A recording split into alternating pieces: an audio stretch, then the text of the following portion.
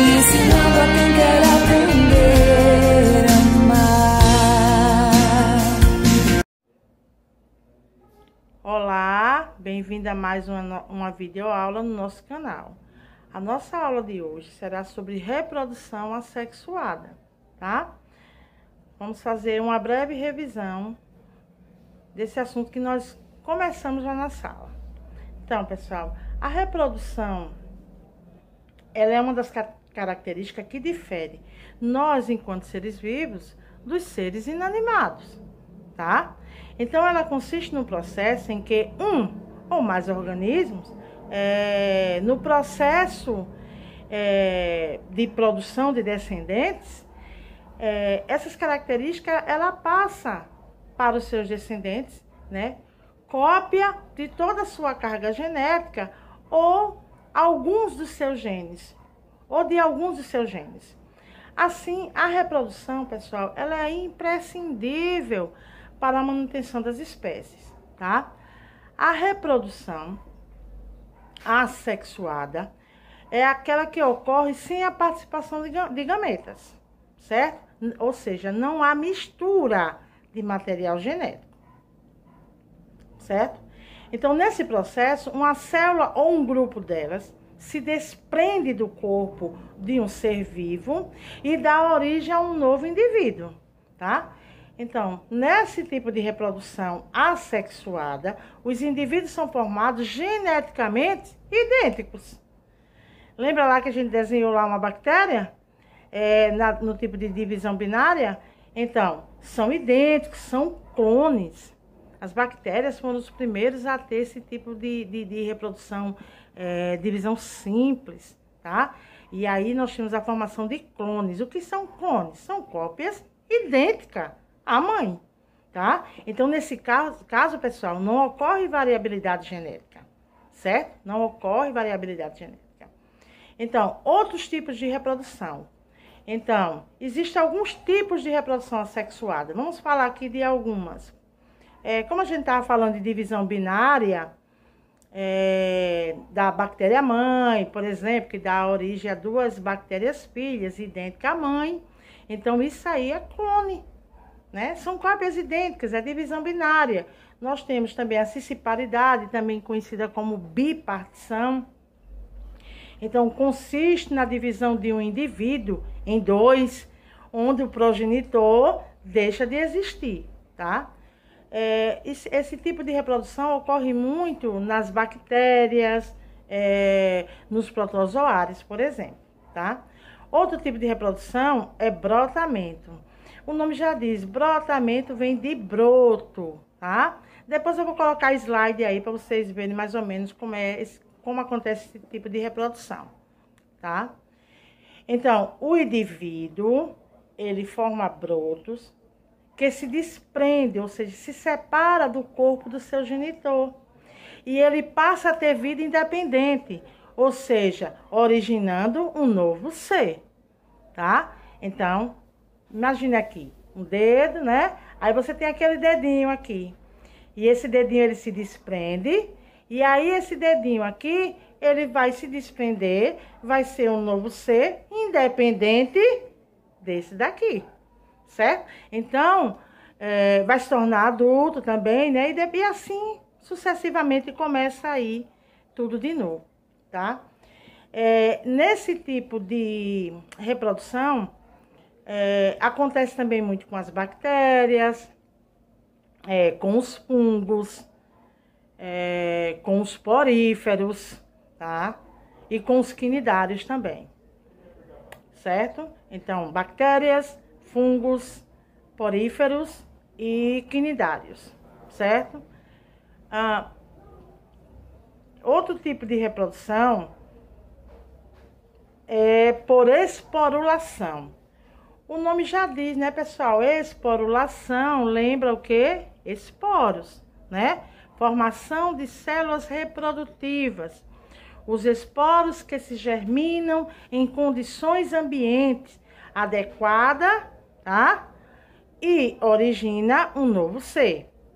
Esporulação vem de esporos. Também ocorre esse tipo de reprodução nas bactérias, nos protozoários e também nos fungos, tá? Então, nós já vimos divisão simples, cisciparidade ou bipartição, fragmentação, esporulação, esporos, broto, né? Agora a gente vai ver fragmentação. Também é um tipo de reprodução assexuada. Todas essas que a gente está comentando são tipos de reprodução assexuada, tá, pessoal? Então, por fragmentação, quando é que ocorre esse tipo de reprodução? Quando um organismo se fragmenta e cada um dos seus fragmentos origina um novo ser. Imagine lá uma planária. O que é que acontece com a planária? Você tem uma planária e você divide ela ao meio. O que é que acontece? Cada fragmento desse vai se formar uma nova planária, certo? Então, é bastante interessante esse tipo de reprodução, né? Como eu já disse mesmo, ocorre com as planárias, os equinodermos. Vocês estudaram isso aí, os equinodermos, né? O ano passado. Você vê lá, vocês viram lá as estrelas do mar, tá? Então, esse tipo de reprodução, ele é característico também das estrelas do mar. Então, cada um dos seus 5 bracinhos da estrela pode, a partir daí, originar novos indivíduos. Olha que coisa interessante, né, pessoal? Então, esse tipo de reprodução acontece com as planárias e com os equinodermos. Exemplo de equinodermos, a estrela do mar, certo? Nós também comentamos lá na sala sobre ovíparos, ovovíparos e vivíparos, né? A gente viu aí a diferença de cada um. Então, ovíparos são animais de fecundação interna ou externa, tá? Então, cujas fêmeas liberam esses ovos de seu corpo, tá? Dessa forma, o que é que acontece? Esses embriões se desenvolvem no meio externo. Então, dentro desses ovos, o que é que acontece? Eles se alimentam de reservas nutritivas que está presente nesse sistema, ou seja, lá dentro desse ovo, tá? Então, na maioria dos casos de ovíparos, os ovos possuem a casca bastante rígida, tá? Bastante dura. Exemplo, alguns peixes, os condríctes, né? Vocês estudaram isso ano passado. As aves, os répteis, invertebrados são exemplos de ovíparos, tá? Já animais que são ovovíparos, o ovo permanece dentro do corpo materno até o fim do seu desenvolvimento embrionário. E posteriormente ocorre o quê? A eclosão aí desse ovo. Então, liberando aí seus filhotes já formados. Neste também, o ovo, além de diversas outras funções, exerce a função também de nutrir também esse embrião, tá? Então, durante esse período, tá? O exemplo desse tipo de ovo vivíparos, nós temos também os peixes, né? Alguns grupos de peixes. Nós temos répteis, tá? São exemplos aí de ovovivíparos. E por fim, nós temos aí os vivíparos. Epa, aí a gente se enquadra nesse caso, né? Então, o embrião se desenvolve completamente dentro do organismo da mãe, certo? E então, esse organismo, ele se alimenta e recebe oxigênio diretamente das fontes fisiológicas provenientes do sangue materno. Olha só que coisa linda, né? Então, através do cordão umbilical, essa criança ela recebe todos esses nutrientes, né? Necessários para a manutenção da sua vida. Então, esse tipo da origem, geralmente, há uma prole única ou pequena, tá? Então, a cada gestação, sendo predominante esse tipo de reprodução, né? Nesse caso aí de vivíparos, só a nós, mamíferos, tá? Então, só os mamíferos têm esse tipo de gestação, tá? Ou seja, a criança, o feto é desenvolvido dentro do corpo da mãe, tá? A gente volta já. Pronto, pessoal, tá aí a imagem, né, a diversidade. Vocês veem aí a diferença, anote. E tudo isso aí, pessoal, tá no capítulo, na página 30 do seu módulo, tá? Capítulo 1. E nosso próximo assunto será o processo vegetativo. Oi, amados do 8º ano do Colégio Mahatma Gandhi. Meu nome é Célia, professora de arte, como vocês já sabem. A aula de hoje é sobre dadaísmo e surrealismo, certo? E a gente vai ver também sobre Marcel Duchamp, característica do dadaísmo, característica do surrealismo, obras surrealistas e dadaístas, certo? Então vamos lá. O dadaísmo, ele foi um movimento que aconteceu na segunda década do século XX, no início do ano de 1916. O contexto histórico desse tipo de arte era marcado por destruições, morte, perseguições políticas e culturais, causadas pela Primeira Guerra Mundial, certo? Em sua essência, o movimento dadaísta, ele buscava desordem, aleatoriedade, o choque, enfim, escandalizar, por meio de quê? Da poesia, manifestos e que mais? Artes visuais e etc. Até mesmo o nome do movimento não faz sentido lógico. Dada é encontrado no dicionário francês e significa o quê? Cavalo de brinquedo. Olha só, gente. Então, o dadaísmo, ele buscava uma obra de arte que se libertasse do pensamento quê? Racional e se traduzisse no automatismo do artista, combinando elementos, certo? Que elementos são esses? São elementos ao acaso. Esses artistas, eles buscavam estética baseada em quem? Na plasticidade e sim na crítica, na sátira de quem? Da sociedade. Então, vamos falar um pouquinho sobre um artista. O artista Marcel Duchamp, certo? Ele utilizou em sua obra um mictório. Mictório o quê? Masculino. Ele pegou um mictório masculino, colocou como se fosse uma obra de arte e chamada de dadaísta. E essa obra de arte dadaísta, quando ele colocou lá em cima, as pessoas ficaram curiosas para saber o que significa um mictório masculino ali em cima. Se era um mictório, ele disse, não, isso não é um mictório. Aí ele falou, e o que é isso? Então, ele mostrou. Ele colocou água ali em cima e a água saiu por baixo. Significa o quê? Que era uma fonte. Então, as pessoas não aceitaram muito, por quê? Porque a obra dele era algo que estava pronto e se transformaria em outra coisa, em outra utilidade, certo? Então, agora a gente vai ver também um pouquinho sobre o surrealismo. O surrealismo, ele foi um movimento artístico e literário, nascido aonde? Em Paris, na década de 1920, inserido no contexto de quem? Das vanguardas, que viriam a definir quem? O modernismo.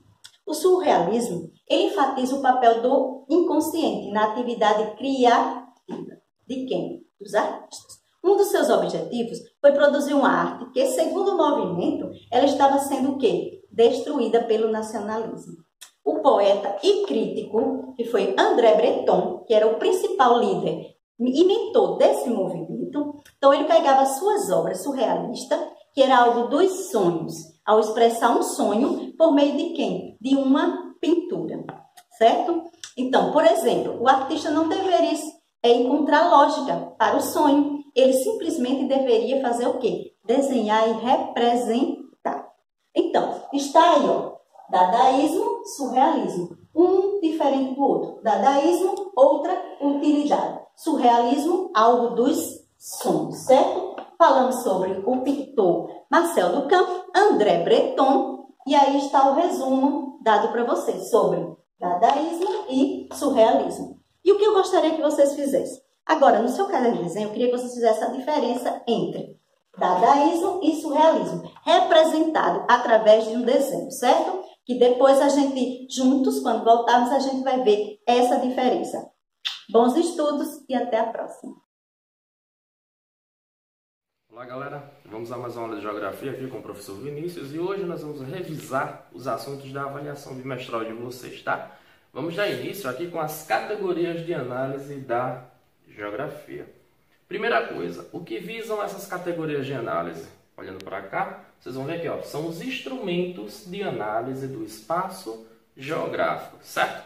Aí retornando algumas coisas que vimos na nossa aula anterior, o que é esse espaço geográfico? O espaço geográfico é nada mais nada menos que o objeto de estudo da geografia, certo? E esse conceito, ele consiste em que o espaço geográfico é aquele transformado pelo homem ao longo da história, fruto da relação entre sociedade e a natureza, certo?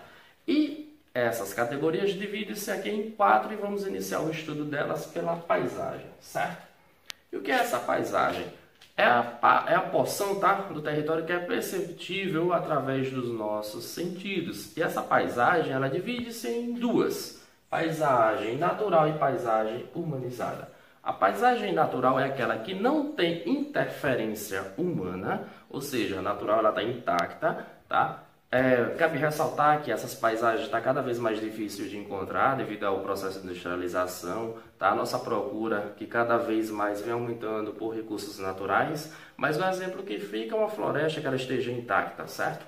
Já o segundo tipo de paisagem, vocês vão prestar atenção aqui, ó, na paisagem humanizada, é aquela que já sofreu interferência humana, já? O espaço transformado, certo? O que seria essa paisagem humanizada? Exemplo, uma cidade, tá? Totalmente construída.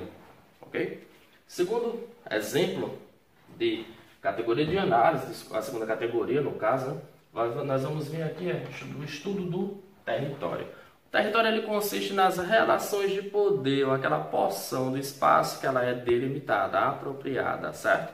Por exemplo, o território brasileiro. O território brasileiro, nós vivemos sob regência da nossa Constituição, tá? Ou seja, o nosso povo no território brasileiro ele é soberano, tá? Nós exercemos a nossa soberania nacional. O território ele consiste nas relações de poder. Nós já tivemos guerras mundiais por disputas territoriais, certo? Aí uma dica quando vocês forem estudar território, uma revisão rápida aqui, é as relações de poder, tá? A terceira categoria é o lugar. O lugar, como nós já trabalhamos também, revisando na aula de hoje, o lugar ele vem atrelado ao conceito de afetividade, certo? Um exemplo para facilitar o estudo de vocês, vocês fazem uma viagem, você passou um determinado tempo naquele lugar, aquele lugar representou algo para a tua vida, você vem me contar, você tem uma memória afetiva daquele lugar. Aquele lugar ele pode não representar nada para mim, eu nunca estive lá, eu não vivenciei o momento que tu viveu. Ou seja, por isso que esse conceito também ele é subjetivo. Certo? Você vem contar as memórias que você tem daquele lugar. Como eu não vivi, ele não pode representar nada para mim, mas para você ele tem um laço, tem um vínculo afetivo. E uma dica para você estudar o conceito de lugar vem a ver com o conceito de afetividade, certo? Lembrando, lugar é o espaço afetivo. E por fim, nós vamos ter a última categoria que é a região. A região, ela é criada, embasada, certo, em um critério específico para facilitar o estudo de uma área. Exemplo, a nossa divisão física, que ela visa atender a critérios físicos, estão lá estudos de relevo, vegetação, ou seja, a nossa divisão física, nós temos 5 regiões, norte, nordeste, centro-oeste, sudeste e sul. Nós temos também a divisão que ela visa atender critérios econômicos, nós temos a divisão, ou seja, a divisão geoeconômica, onde nós temos norte, nordeste e centro-sul, certo? Mais uma vez está aqui o que visam essas categorias de análise, elas visam, ou seja, a análise do espaço geográfico. O que é o espaço geográfico? Aquele transformado pelo homem ao longo da história, fruto das relações entre a sociedade e a natureza, tá? Agora vamos para o nosso segundo assunto que vai ser contemplado na nossa avaliação bimestral, que é a Guerra Fria, tá? Iniciando aqui, o que está nessa Guerra Fria? A primeira coisa, vamos à nomenclatura.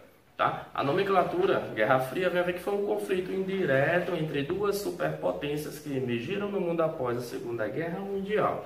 Certo? Esse conflito ele dura 46 anos, ele tem início em 1945 e vai até 1991. Tá? Vamos lá, o que era essa Guerra Fria? Vamos falar um pouco sobre ela. Primeira característica que você vai ter aí que era a disputa pela hegemonia política, econômica e mundial. Militar do mundo, desculpa aí.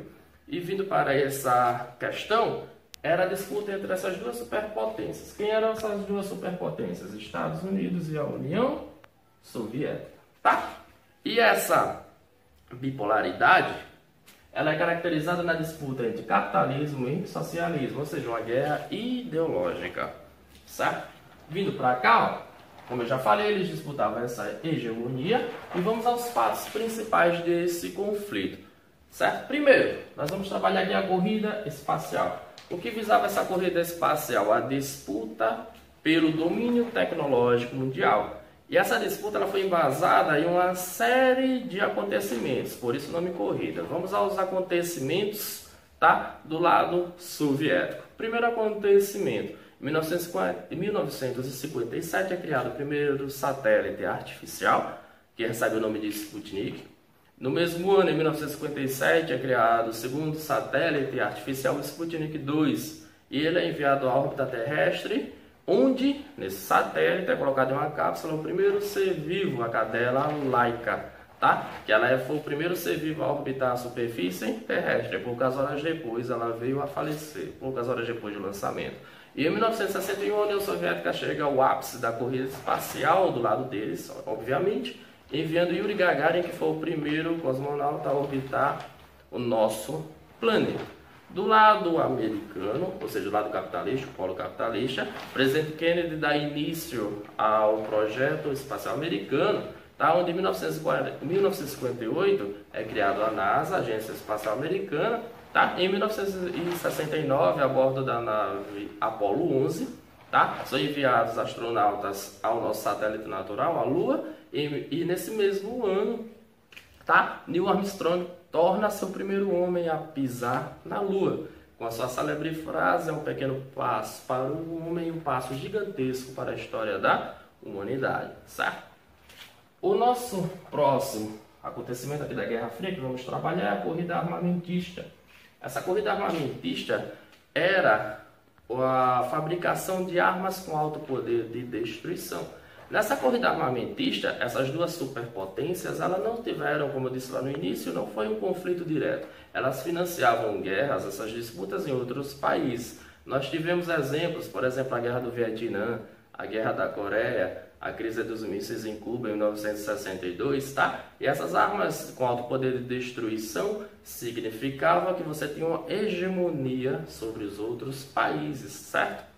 E vindo aos planos e às medidas econômicas que foram criadas nesse período, nós vamos começar a destacar algumas delas. Do lado americano foi criado o Plano Marshall. O Plano Marshall, o que era esse Plano Marshall? Uma ajuda financeira aos países, tá? Que estavam em crise econômica, em todos os sentidos, devido ao conflito da Segunda Guerra.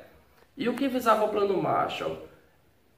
Relembrando, fixa isso aí na mente de vocês. O que visava o Plano Marshall? Impedir o avanço do socialismo no mundo, mas precisamente na Europa, certo? E a segunda medida foi a OTAN, que era a Aliança Militar Capitalista, mais uma vez visando impedir o avanço socialista na Europa. Só que o primeiro é uma medida econômica e o segundo é uma medida militar. Ou seja, se você aceita essa ajuda econômica, você fica meu aliado. E se você faz parte do meu grupo militar, obviamente também você é um aliado.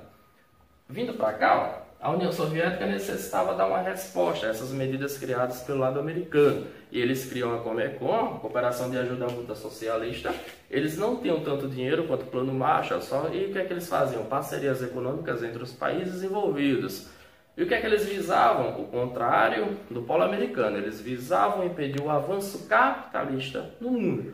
E, em resposta à OTAN, eles criam o Pacto de Varsóvia, que era a Aliança Militar Socialista, certo? Por fim, nós vamos chegar ao período do fim da Guerra Fria. O marco do monumento símbolo da Guerra Fria era o Muro de Berlim, tá? E ele é derrubado em 1989. E a partir daí começa uma série de coisas e fatos, tá? Que levam ao fim da Guerra Fria. Vamos enumerar alguns. Primeira coisa, a insatisfação popular com o regime, principalmente pela falta de democracia, o atraso econômico vivido por esses países. E um dos principais motivos foi em 1985, quando Mikhail Gorbachev chega ao poder na União Soviética. Ele criou duas medidas. A primeira medida de reestruturação econômica da União Soviética, que ficou conhecida como perestroika. Você traduz para português, significa reestruturação. Nada mais, nada menos do que abrir a União Soviética para o mundo na questão econômica, e ele começa a aceitar investimento estrangeiro naquele país, visando o que? Reerguer a nação economicamente. A segunda medida, criada por Gorbachev, foi a Glasnost. Glasnost, você traduzindo do russo, significa transparência. Essa medida visava impactar na questão democrática, ou seja, as medidas de combate à corrupção e abertura, ou seja, transparência dos atos públicos, ou seja, participação da população no governo. Essas duas medidas significaram praticamente o fim da União Soviética, quando a mesma era desintegrada em 1991, pondo fim a esse conflito que durou 46 anos. Certo, galera? Espero ter ajudado vocês. Desejo a todos que façam uma boa prova. Até a próxima aula. Um abraço e valeu!